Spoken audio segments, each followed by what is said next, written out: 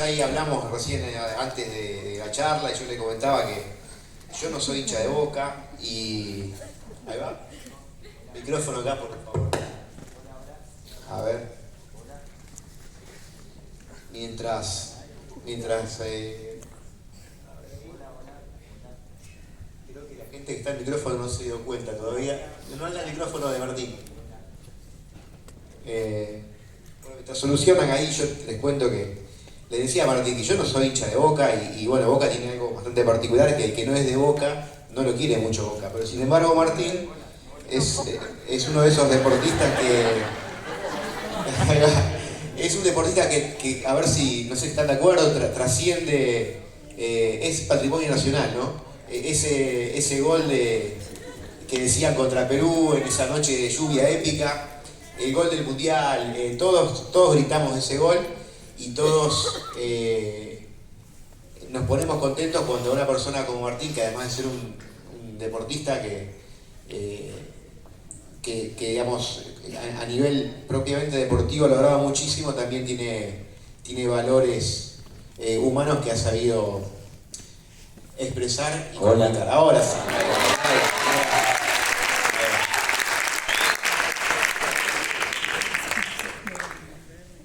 Ahí vamos. Bueno, Martín, para empezar, bueno, empecemos hablando un poquito de tu primera parte de tu carrera, porque tu carrera sigue, no sé, hasta si te pensás, si ya te lo programaste, hasta cuándo querés seguir vinculado al deporte, porque viste que hay deportistas que terminan su carrera profesional, como en el caso del tuyo del fútbol, y se van a vivir al campo, otros se siguen de técnico, otros siguen de periodistas, otros están un tiempito y después se van. ¿Ya te imaginaste vos hasta cuándo querés seguir ligado a esto? Bueno, buenas tardes a todos, gracias por haberme convocado al Congreso y haber podido compartir con todos los que expusieron acá. La verdad que muy interesante escuchar a cada uno de ellos. Y bueno, ahora charlar un poquito en todo lo que me ha tocado vivir a mí, en mi experiencia. El fútbol es mi pasión. Pensar cuándo va a ser el final, hoy por hoy, más allá de que tenga hoy el cargo de entrenador, pero el jugador de fútbol sigue estando dentro. Y bueno, y es lo que me mantiene activo, lo que me mantiene con esa misma adrenalina de seguir sintiendo por el fútbol el día a día, el estar en contacto hoy por hoy liderando un grupo, de tratar de transmitir todo lo que yo viví en el fútbol, pero sí con un aprendizaje de mucha más madurez y de mucho aprendizaje con todo lo que he vivido. Así que el tiempo dirá hasta dónde de ser entrenador, hasta dónde de seguir ligado al fútbol, pero creo que es una pasión interminable, que no se termina. Ahí va, y hablaste recién de ser líder, ahora este rol que le toca de técnico, y quería preguntarte esta vieja pregunta que siempre surge, si líder se nace o se hace. Mirá, todos podemos ser líderes. La realidad es que también depende mucho de las personalidades. Creo que uno tiene ese don, después está quienes lo van construyendo desde la adolescencia hasta obviamente en el correr de los años, donde uno ya pasa a formar una familia, donde tiene un recorrido ya mucho más importante. Pero yo me voy a mis comienzos. Yo creo que yo ya lo tenía incorporado, mi liderazgo. Yo desde muy chiquito, ya a los 8 o 9 años, en el colegio ya salía del recreo y era comandado por mi pelota bajo el brazo, repartir los equipos, vos por acá, vos por allá, y las maestras ya sabían que organizaba los partidos en el recreo, era yo. Y bueno, me fui de tiempo remoto de hablar de a los 8 o 9 años, pero así fue empezar mi liderazgo dentro de la escuela. Obviamente que ya después en el fútbol fui tomando otro rol y otra importancia sobre el liderazgo de distinta forma. Lo hice quizás deportivamente en todo el proceso de divisiones inferiores, donde quizás no tenía ese rol ni de capitán ni de líder, porque no era quien desde la palabra transmitía ese liderazgo, sino desde lo deportivo dentro de la cancha, de lo que yo generaba hacia mis compañeros, que quizás en mi función de hacer goles transmitía esa confianza donde mis compañeros depositaban que podía llegar a ser un líder dentro del equipo, pero no desde la palabra y del liderazgo. Como después, en el correr del tiempo, una experiencia que viví con el profesor Córdoba ya como entrenador, con 23 años yo, me da la cinta de capitán, donde dentro del plantel había muchísimos jugadores de mayor edad y de mayor trayectoria que yo, pero había sido el elegido yo. Y digo, ¿por qué me habrá elegido? Bueno, mi personalidad o quizás esto de destacarme desde lo deportivo, pero yo empecé a tratar de demostrar en el día a día cuál es esa enseñanza del líder, de cómo entrenarse, de cómo prepararse, de llegar más temprano al entrenamiento, de quedarme después del entrenamiento, más allá de que estaban esos jugadores grandes quienes transmitían y ellos también me ayudaban a mí a liderar. Hasta que un día vino el profesor y me dice, mira, me parece que no tenés que ser más el capitán. Creo que el capitán tiene que ser Pedro. Y yo lo miré y le dije, yo le voy a demostrar que el capitán voy a ser yo. 23 todavía. Sí. Pero el pelo largo todavía no. Ahí, pelo largo. Todavía el pelo largo. Bueno, sigo siendo el capitán, lo mismo. Digo, le tengo que seguir demostrando y no me va a tener que sacar la capitanía así, porque él cree que no estoy preparado. Bueno, doblegué el esfuerzo, seguí demostrando más profesionalismo, seguí demostrando más liderazgo, hasta que con el correr del tiempo viene un día y me dice, ¿te lo tomaste en serio lo de que te iba a sacar la cinta de capitán? Y sí, obviamente, porque no quería dejar de ser capitán. Bueno, te puse a prueba para ver cómo ibas a responder, porque quizás otro hubiese cedido esa capitanía o ese liderazgo, y bueno, fue una prueba para mí desafiante hacia él y desafiarme a mí mismo de cómo podía liderar a un equipo con 23 años. Ahí está ahí de profe Córdoba, seguramente bueno, han pasado muchísimos técnicos en tu carrera, en todos los equipos que estuviste jugando, otras personas que no han sido seguramente técnicos, pero que han influido en tu formación, ¿no? Como líder. Sí, yo creo que los primeros líderes y educadores fueron mis padres. Creo que me inculcaron desde muy chico, primero la responsabilidad del estudio, creo que siempre estuvieron acompañándome después en el transcurso del recorrido de jugador de fútbol, pero en mis comienzos nuestra prioridad, tanto mi hermano como yo, era que el estudio estuviera presente y a su vez también el ejemplo que ellos nos daban como padre en el esfuerzo que hacían obviamente en darnos lo mejor a nosotros, en un buen colegio, en tener obviamente un buen pasar, de poder tener nuestras zapatillas, nuestros botines para poder ir a entrenar, a jugar. Bueno, todo eso fue a base de esfuerzo por parte de ellos que nos los transmitieron tanto a mí como a mi hermano. Creo que ellos fueron los primeros líderes que me empezaron a reflejar lo que yo quería hacia el futuro, ¿no? Como también mi maestro, como mis primeros entrenadores en divisiones inferiores, como después cada uno de los entrenadores que tuve ya como jugador profesional. De cada uno obviamente fui sacando cosas, hoy las tengo quizás como haciendo útil en mi participación como entrenador y poder de ellos transmitir lo que ellos me enseñaron como entrenadores. Sea el caso de Carlos Bianchi, donde desde su palabra, desde su simpleza, que también obviamente tengo quizás donde él ahí me marcó mucho, que cuando llegó, donde uno pudo tener la confianza del entrenador fue llegar tanto a Guillermo como a mí, venir y decirnos, ustedes van a ser los titulares. Y eso es un respaldo muy grande para el jugador, en el cual después uno tiene que demostrarle y quizás demostrar esa confianza que él tuvo en nosotros con resultados. Bueno, Creo que eso es mucho más validero por parte de un líder como Carlos, de darnos esa tranquilidad y esa confianza, y también el manejo, la simpleza que él tenía, donde tenía completamente comprometido a todo el grupo. Ahí no había diferencia de nombres, diferencia de trayectorias, de importancia, obviamente de egos que había en plantel donde se había conseguido muchas cosas, y él tenía esa facilidad de manejar el grupo, donde lo tenía a todos comprometidos, que a la hora de darle un lugar y una posibilidad, todos rendían de la misma forma. El mismo caso el Coco Basile, una persona con mucha presencia, ya su voz y cómo él se dirigía hacia el plantel tenía una presencia dentro del grupo donde era muy respetable, con su conocimiento sobre el fútbol, y lideraba de ahí, de su presencia, de su palabra. Después obviamente lo tuve a Marcelo Bielsa, un técnico que fue líder desde la exigencia, desde la preparación.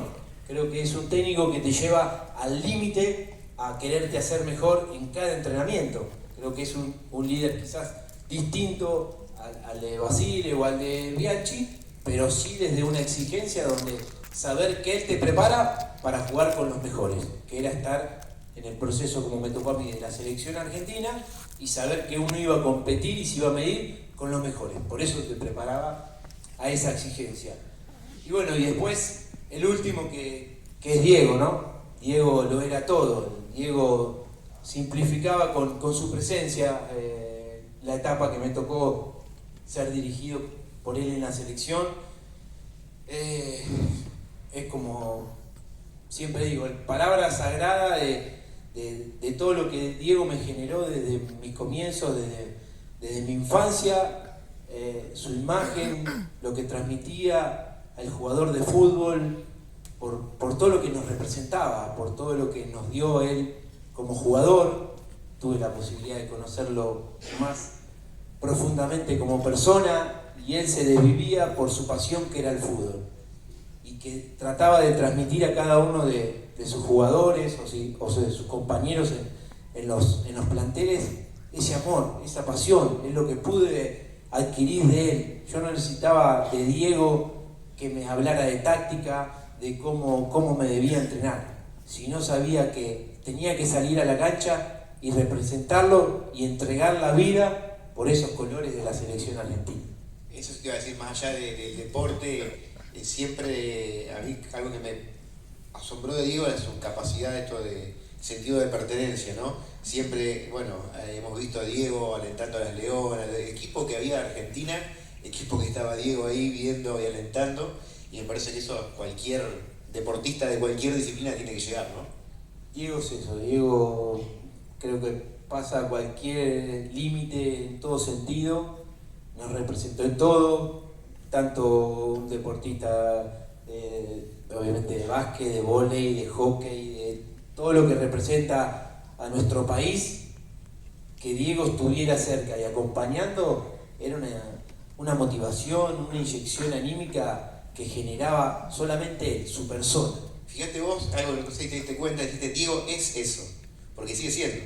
O sea, es tan fuerte lo que marcó que es Diego, va a ser siempre. Va a seguir siendo, siempre.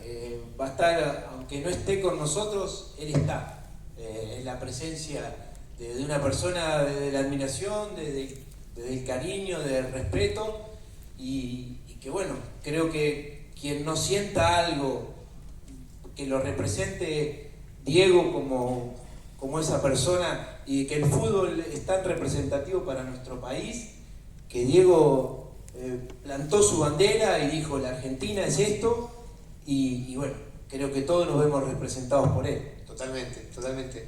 Martín, y en cuanto a esto de ser líder, bueno, vos te retiraste en el 2011, ¿no? Sí, mediados del 2011. Y al poquito tiempo ya estabas a cargo de un equipo. Al año siguiente, la temporada siguiente, 2012, estabas... fin del 2012, ya estabas en Godoy Cruz. En Godoy Cruz, en Mendoza.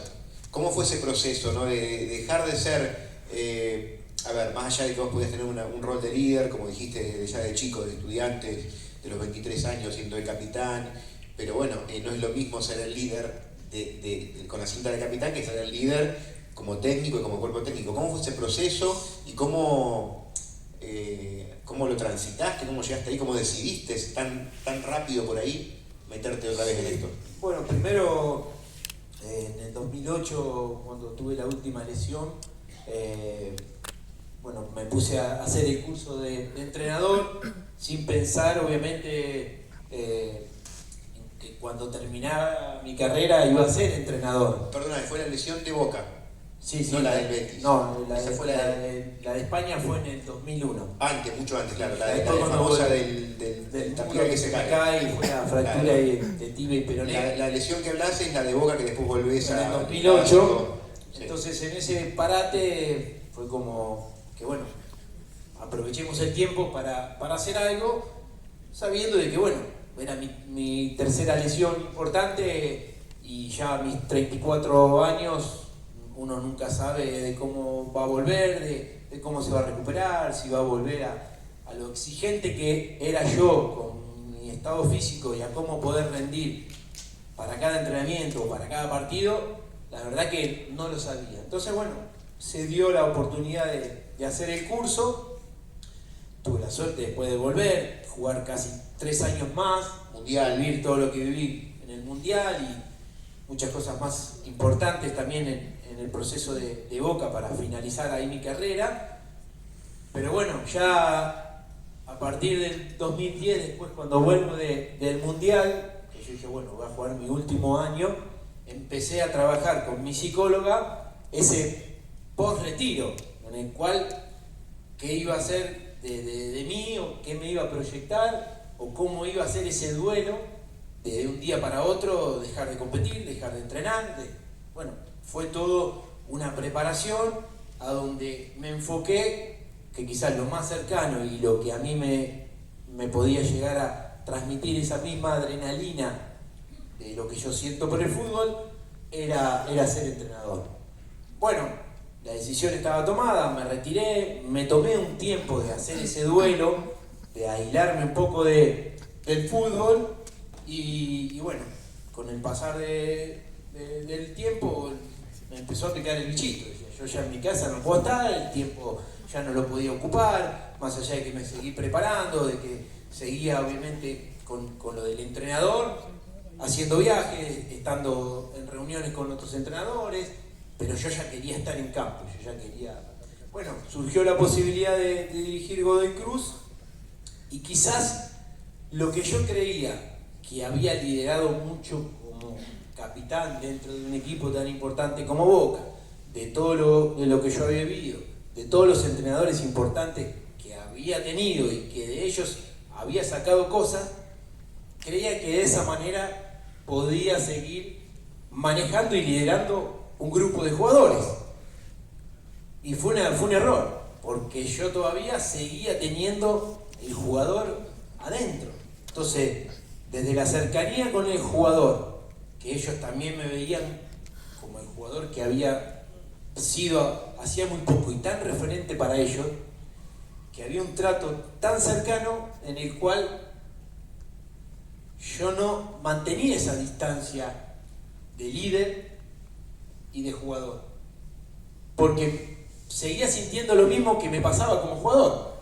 Yo como entrenador tomaba una decisión de sacar a un jugador y yo me ponía en el lugar del jugador ese, que a mí cuando me sacaban me ponía mal, y entonces yo sacaba a un jugador y sabía que ese jugador en ese momento se estaba poniendo mal, y a mí anímicamente o emocionalmente me afectaba.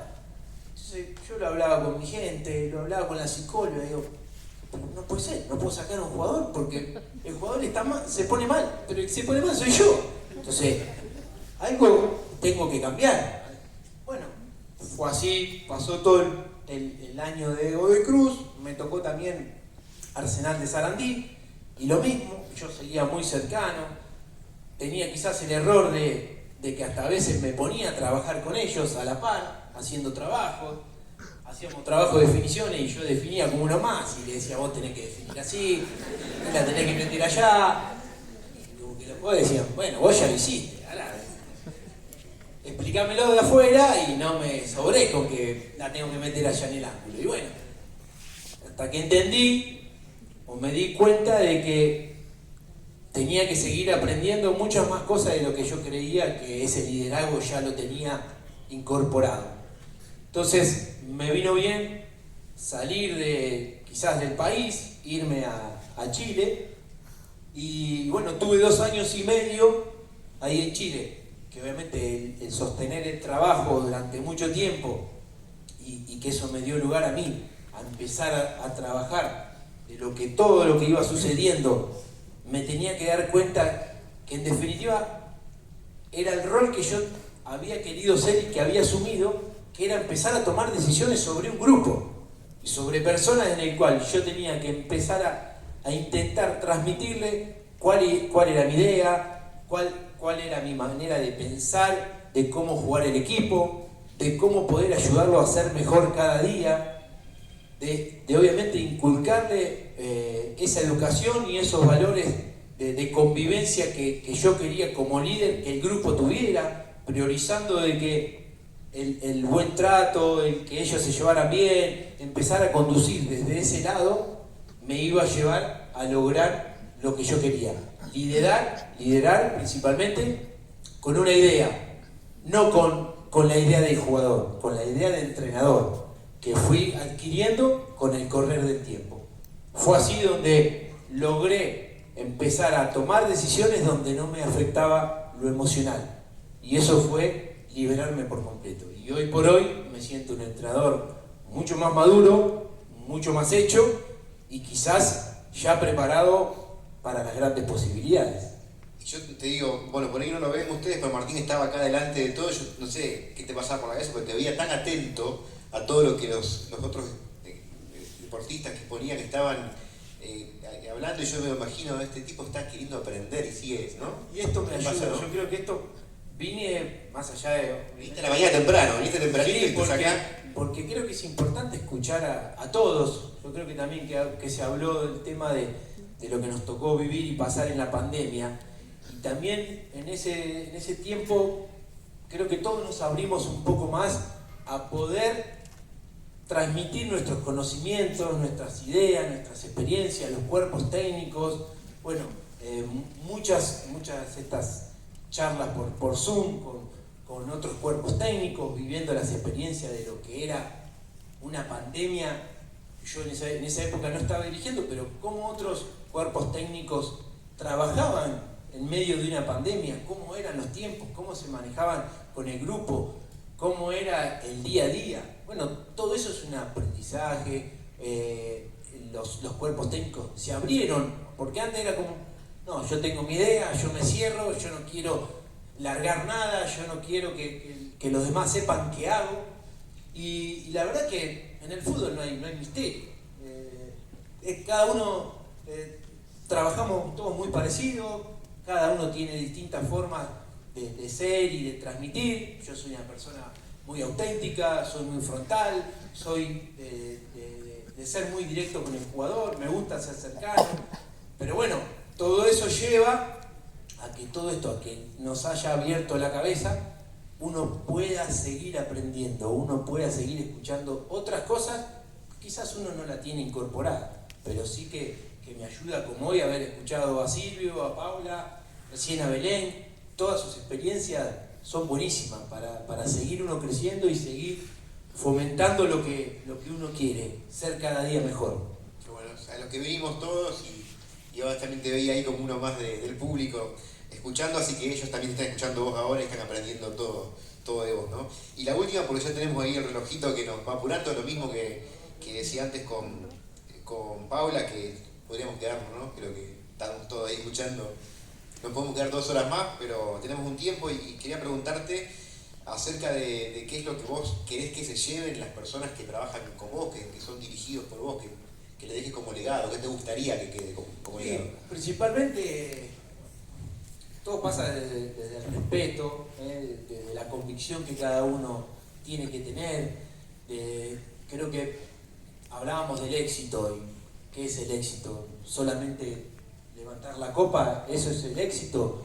No, yo como entrenador, yo sé que hay muchas más cosas en las cuales yo me tengo que sentir exitoso por lo que logro como entrenador. Formar y educar a un chico de 18 años, en el cual uno se interioriza cuál es su entorno, cómo es su familia, cómo está compuesta, cómo es su día a día. Bueno, a eso también es una exigencia como líder, tratar de ayudar en ese crecimiento. Pero no solamente al chico de 18 años, también el que se está por retirar a los 36 años. Entonces, ya pasaste por todas, porque también sos padre de un chico un poquito más grande. De 26 y tengo uno de 6. Claro, entonces ya pasaste por esa, pasaste por el que se retiró. Entonces, es como que me gusta educar, me gusta transmitir lo que yo viví como jugador, pero hoy por hoy también transmitir como soy yo como persona. Y que cada uno de esos jugadores que han pasado a lo largo de estos 10 años como entrenador se lleven algo de mí, en esto de que no hay nada que no se pueda alcanzar, que no hay nada que te impida soñar, que no hay nada que te impida seguir avanzando en tus objetivos. Hay obstáculos, sí, pero ahí está, que creo que todos hoy los nombraban en lo que hablaba cada uno de ellos, que es la familia. La familia es el sostén, la contención que todo deportista necesita, o bueno, ya hoy como entrenador, yo también necesito mi familia, que me acompañe, que esté cerca, que lo sienta de que ellos también están viviendo lo que yo siento. Entonces, creo que el legado es eso, de que todo es posible en la medida que se lo proponga, desde la responsabilidad, desde el respeto, desde la humildad, desde el esfuerzo. Yo creo que eso es lo más importante, porque lo más gratificante no es solamente levantar una copa, sino que hoy me llame un chico después de 4 años haberlo dirigido en Chile y que haya sido vendido a Europa y me diga: gracias, profe, por la enseñanza que me dejó, gracias, profe, que hoy he dado el paso que en su momento me dijo que iba a dar, o que me llamen los jugadores de experiencia que he tenido en algún momento y me dice: se lo extraña, o creíamos que su figura como jugador era intocable y que era difícil de llegar y estar cercano, y no, y nos demostró que era una persona común y corriente. Bueno, ese soy yo, como les dije, auténtico, que todos los que han hasta el momento escuchado o que me hayan visto en lo que fue a lo largo de mi carrera, ese era yo. Y hoy como persona sigo demostrando lo mismo. Un auténtico titán, ¿no?